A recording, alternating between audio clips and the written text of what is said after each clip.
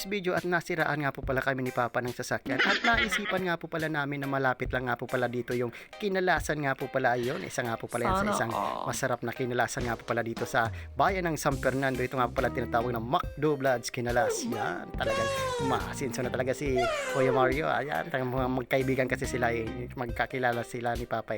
Ito nga po pala ang tinatawag na McDo-Bloods Kinalas. Kapag papunta naman nga po pala kayo ng Maynila, ayun nga po pala yung papuntang Maynila.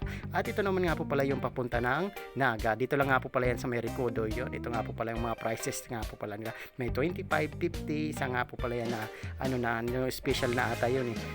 Talagang maasinso na talaga si Kuya Mario. Talagang mapag-asikaso na rin talaga dito si Kuya Mario kapag meron talaga mga customer. At ito na nga po pala ang aming order. At na-serve na nga po pala ni ate. At syempre sa akin yung kinalas at Papa yung egg. Kaya syempre high blood. Sa kanya lang nga po pala yung egg.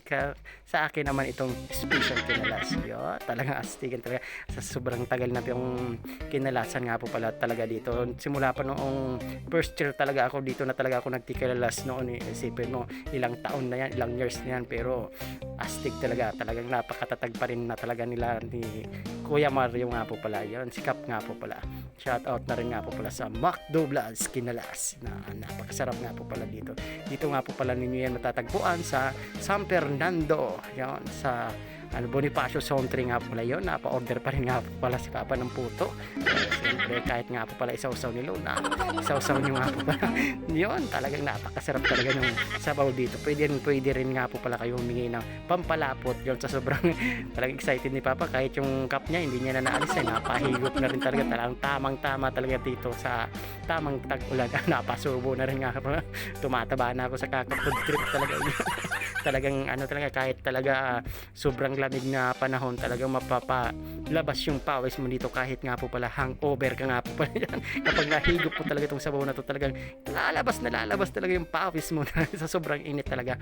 Talagang bago nila i-serve yung sabaw talagang mainit talaga, hindi sila nag-serve na hindi mainit talaga yun. At sobrang nga po palang hangang na rin nga po pala ng siling na binibigay nila. Talagang iwan ko ba kung labuyo yun kahit nga bibig ko talagang lalabas na talaga yung yung pawis. Ito nga po pala yung sili at medyo pinapatuyo nga po pala ni Kuya Mario. Talagang astigan talaga yung sili talaga dito. Talagang mapapa ka talaga suabi sanghang talaga yon. At ito na nga po pala, natapos na rin nga po pala kami kumain at nag-usap-usap na rin nga po pala itong magkaibigan na to. Yan. Siyempre tamang rin nga po pala, maramartes na rin nga marites. Yan. At dito nga po pala located nga po pala sa San Fernando Bonifacio Zone 3 nga po pala. McDo-Bloods nga po palang tinatawag yon. Talagang napakalawak na rin nga po pala nito. Sa sobrang tagal na rin nga po pala nitong McDo-Bloods, talagang matatag pa rin talaga, long live pa rin talaga. Yan, astigan talaga. Dito nga po pala matatagpuan sa may Ricudo nga po pala sa San Fernando Camsor. Yan, astigan talaga. Ginto talaga. Ginto. Thank you for watching.